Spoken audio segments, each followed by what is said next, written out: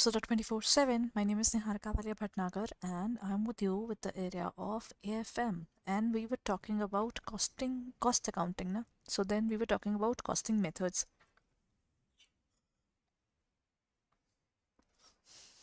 In costing, we have different kinds of methods. The methods varies from when we are working on production, when we are working on service, whether we are working towards producing a thing for the life of that particular asset, or we are just producing new things every now and then. For example, if I produce toys, then obviously I would produce okay, if I'm making a car, then probably then I'll make a pink car as well as a blue car, because what would I do? I would like to sell it based upon the gender, right? That means for the girls there would be the pink car, for the boys there would be the blue car. So technically, when I'm trying to sell that particular toy, I would keep all these things in mind, right? So here comes the module D. The kind of costing that is used in this specific type is called batch costing.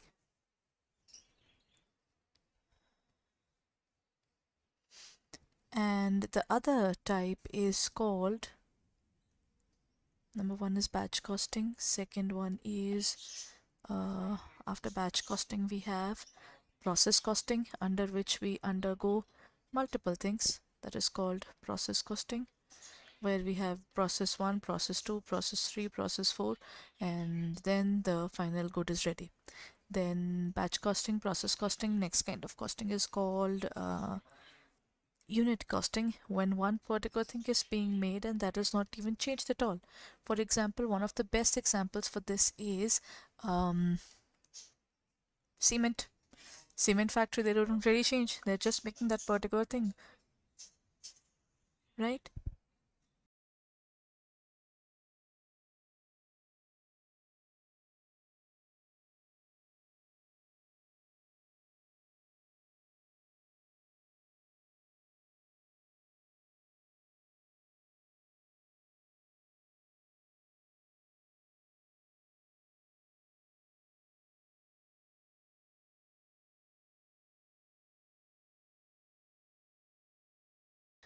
So when we were talking about it, first one is related to the area of job costing, batch costing, and job costing is also left. This one is called job costing, where we are talking about a specific customized job. Unit costing is when we are making one particular thing for life, for example, cement, for example, sugar, right?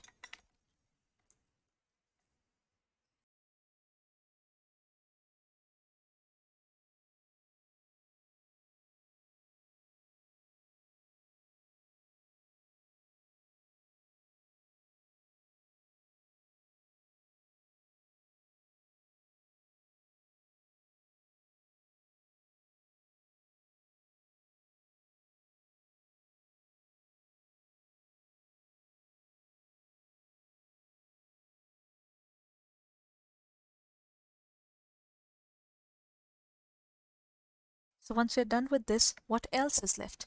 Job costing is where we are doing something, some kind of costing which is totally specialized towards one particular thing. For example, making of the red chair, that is basically part of job costing, right? Okay, now there's one particular related to the construction, which is contract costing. So these are all the different kinds of costing which are used in different productions. Based upon this, today we are going to talk about, I think, multiple of all these kind of costing. What is the primary purpose of contract costing? To maximize the profits, to minimize costs, to separate a certain costs of each contract, or allocate overheads efficiently. What's going to be the answer, everyone? What is the primary purpose of contract costing?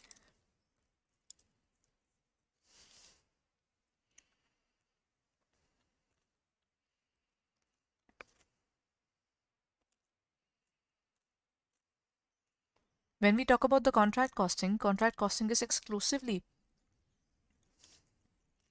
related to one thing, that is long-term construction-based contracts. For example, building a house, building a bridge, building a freeway, highway, all those things are covered in this. So when we talk about this scenario, to separately a certain cost of each contract, we do this. Because if I'm a contractor, then at one point of time, I might be involved in making a building along with, number one is building, number two, I might be involved in, first is building, second is I might be involved in making something else as well. One can be building, second can be at one point side making a building, at the other side we might be making a bridge, and we might be making a highway, right? Or we might be making a toll tax, toll for the taxation collection. All those things can be done at the same time. No? There are multiple things that we can take up. So that is covered in this area. What type of contract is suitable when the exact cost cannot be estimated at the start of the work? Sometimes we just cannot find out what would be the cost of it, so that we cannot quote the price, because if I quote the price to you already, and then I would be stuck because I cannot charge even a single penny more than that.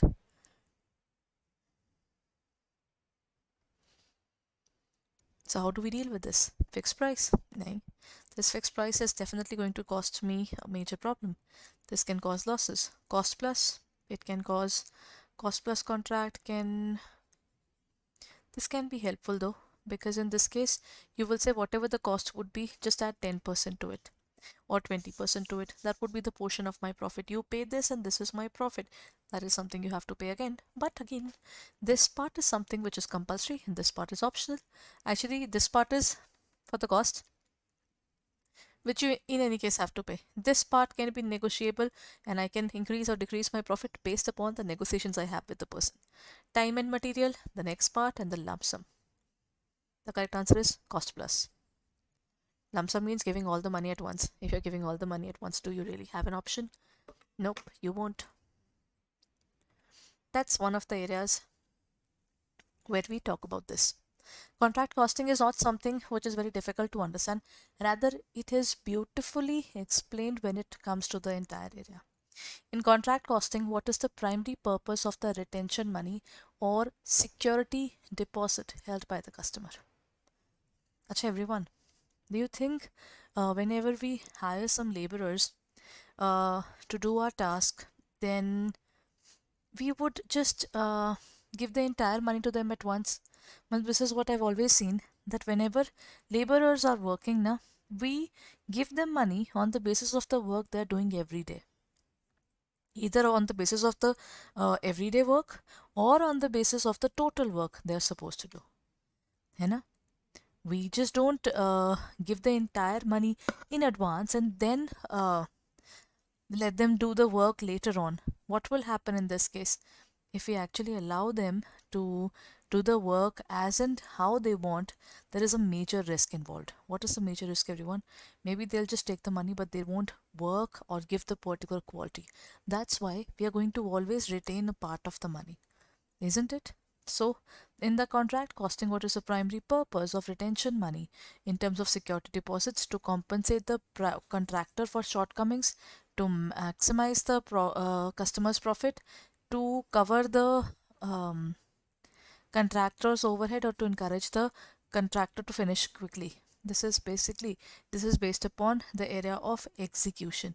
Whatever portion you will execute, only that part is something that we will check. Otherwise, we won't check all the things, because this will make our entire work wrong. Why? What if the person, the work we have given to that particular person is not good at it? What will happen in that case? Then if we give the money upfront for all the construction work, then that would cause us a major loss of funds, and that is not good, right? So this is the point regarding the retention money. Retention means we do not pay the money, all the money upfront. We keep a little part of the money with us. How is the progress billing determined in contract costing? Who typically certifies the stage of the work completion? Based on contractor's estimate and certified with the customer, contractor, architect and engineer, then estimate as well as surveyor. Everybody? What's the answer according to you?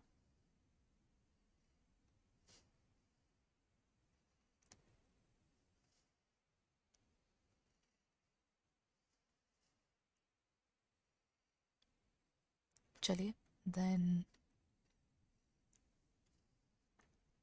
let's move on and look at the answer.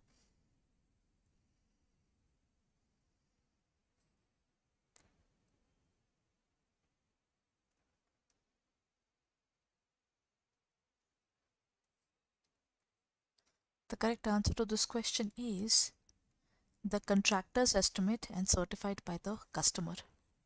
Obviously, the contractor will give us the estimate that this is the part of work which is done, and the certification would be done by the customer first. कि ठीक है, this part is done, this part is still left. How is profit on incomplete contracts calculated, and why is it necessary to recognize it during contract execution?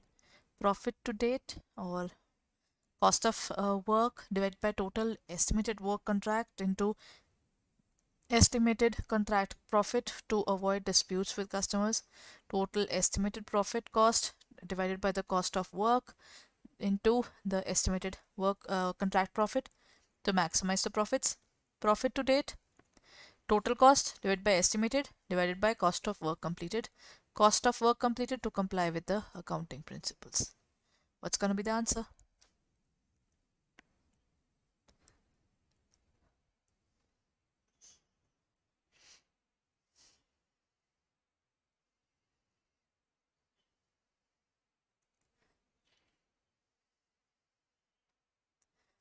The correct answer to this question is profit to date. How do we calculate your profit till date?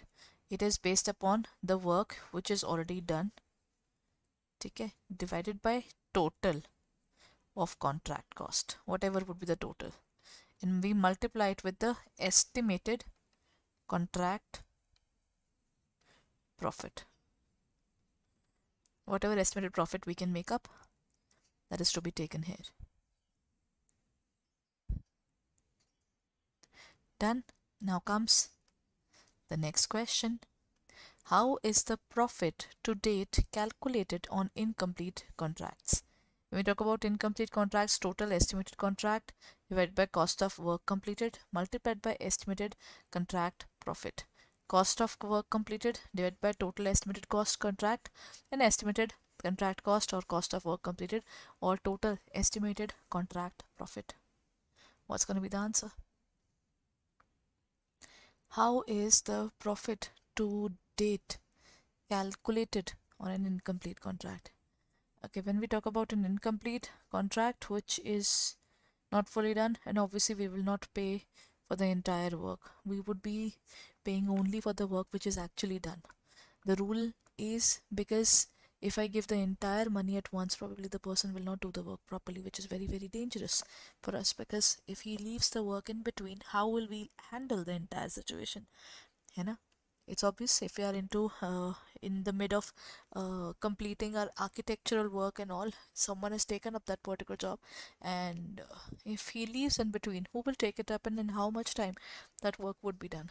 You know, so the answer is cost of work completed divided by total estimated contract cost multiplied by estimated contract profit. What is the characteristic feature of production process in process costing? Customization of products, non-continuous production, standard continuous production, or one-time production cycles. Characteristic feature of production process. Production process is basically the process which goes through multiple phases, and obviously always remember, in terms of process, this is under process, what happens is one particular thing when done, it leaves for the next process, then goes for the next process, the process continues. You know, there we have a standard and continuous production. Whenever we have this, we are looking forward to this. For example, paper making, it happens in that particular scenario as well, isn't it? Okay, now comes the next question.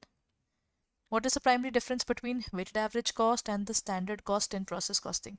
Weighted average cost involves assigning standard cost to the production units, or standard cost involves adding all costs and whether preceding or the current one. Weighted average cost use actual cost, while standard cost uses estimated cost. There is no difference between the terms, and they are same.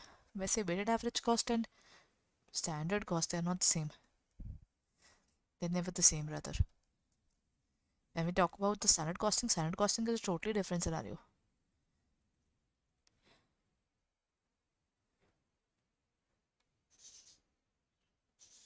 When we talk about the standard costing, what we are trying to do is we are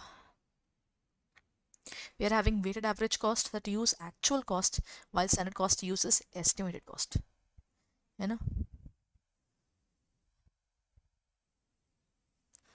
the answer is actually C, because weight uses actual cost and then it puts a weight into it, and we give importance to multiple things now. Technically, that's why in this area we use actual, and while in terms of standard we set a standard. This should be done. If I tell you we should be meeting at 7:30, and there is a should, at what point of time it is feasible for you and me, that would be the actual thing.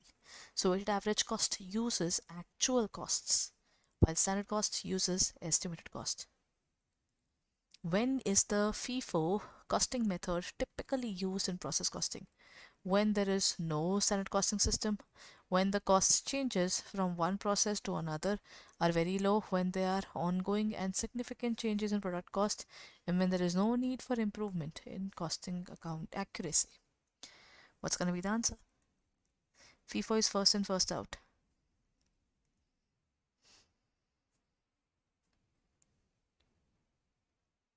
When is FIFO used? I believe when we have a particular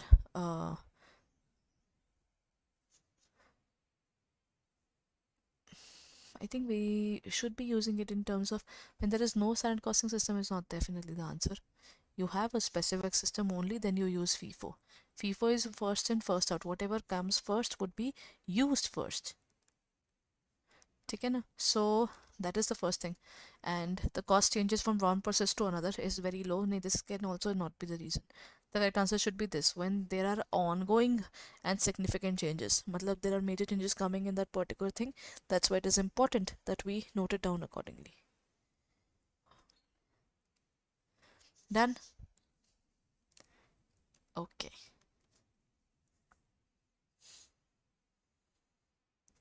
Now let's move on to the next question. What is the formula for the used to calculate the cost of one unit in production process after adjusting the normal cost? Cost of one unit is equal to total sales minus sales value of the scrap divided by the inputs, or total value, total cost divided by input units, total cost minus sale divided by input minus normal cost, or the last one. The correct answer in this question is C, everyone. C. Why C? Because everyone, in this case we have a certain amount of units which goes into normal loss. Total cost minus scrap value, this is the actual cost that we are left, and from the input, total input that we have got, we remove the normal loss, the loss which is bound to happen. For example, if I am transferring petrol from one organization to one place to another, the petrol is highly volatile liquid, so it will evaporate in any case. That kind of thing will always happen. So that's the answer in this case. Okay. Before I end this particular session, everyone, first of all, please like this particular session if it was helpful for you. Number two, I hope you know that our sale is also going on, and if you haven't utilized the particular opportunity to buy our courses, then what are we waiting for, everyone? This is the perfect time. You should go ahead and purchase our courses right away. Okay, what you need to do is go on to our website, that is www.adda247.com. Let me show you where to go exactly. This is our website, www.adda247.com. As soon as you reach the particular website, what you need to do is go down and reach to the area of JAIIB and CIIB, go on to the area of JAIIB May 2024, and here are all the courses which are required for us. JAIIB Mahapack is the best option for you because this is something which would turn out to be the best option. Why do I say this? Bilingual, English medium, both the courses are available. Okay. Then not only bilingual English medium, test series is also available. Then along with this, the previous batches, current batches, and upcoming batches, everything is available. Validity is going on for 12 months. You have to pay just 6298.95. That means around 568 rupees, roughly, less than actually that you will have to pay for this per month. So your per month cost is very, very less. This will help you to get all those particular things that you need for the examination without paying a single penny further, because revision batches are also included in this. So do not let this beautiful opportunity pass by. Go ahead and buy this particular course right away. Right, so you can use the code Y541. This will give you a discount of 79% plus 1% if you're using the app. So hurry up and check it out now. Thank you everyone. We'll be meeting tomorrow at the same time.